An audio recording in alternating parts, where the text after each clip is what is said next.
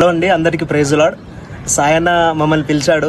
అన్న ప్రార్థించే స్థలానికి మేము వెళ్ళాలనుకుంటున్నాం. అక్కడ ఎన్నో విషయాలు దేవుడు మాతో మాట్లాడబోతున్నాడు. మీకు కూడా ఆ స్థలాన్ని చూపిస్తామండి. చాలా హ్యాపీగా ఫీల్ అవుతున్నాను. ఇది చూడండి వైబు, అన్న వాళ్ళ ఇంటి దగ్గర ఎంత బాగుందో.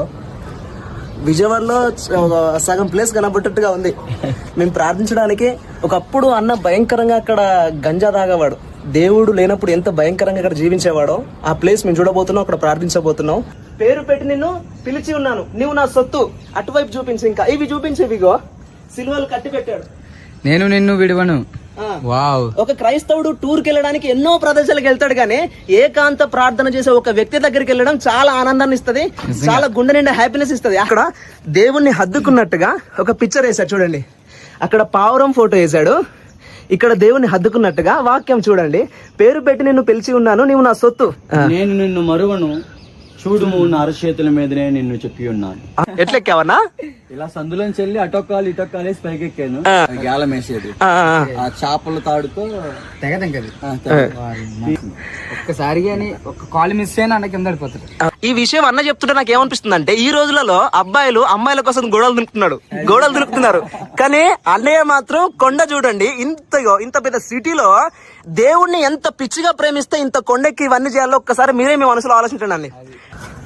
ఇక్కడ ఒక మోకాలు, ఇక్కడ ఒక మోకాలు వేసి ఇక్కడ మరి దీనిమే కదా స్టార్టింగ్ లో ఇక్కడ వేసేవాడిని. తర్వాత ఇది నాకు దొరికాయి, సరే పైన బాగుంటుంది అని తెచ్చుకొని ఇక్కడ వేసుకుంటాను. ఇది నా మ్యూజిక్ ఇన్స్ట్రుమెంట్ అనమాట. అటెళ్ళు మన పక్క కూర్చో.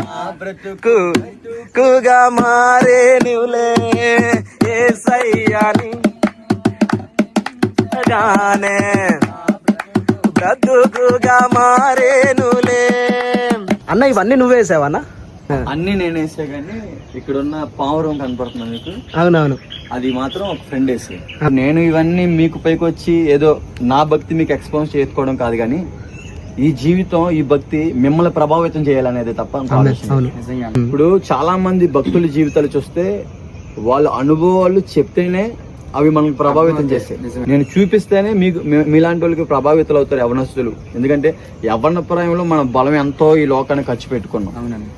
యవ్వన బలము ఏకాంతంగా దేవునికి ఖర్చు పెడితే మనమే ఒక నైవేద్యముగా మారిపోతే ఏ విధంగా ఉంటుందో నా అనుభవం ద్వారా అందరూ చూపిస్తా అంతే.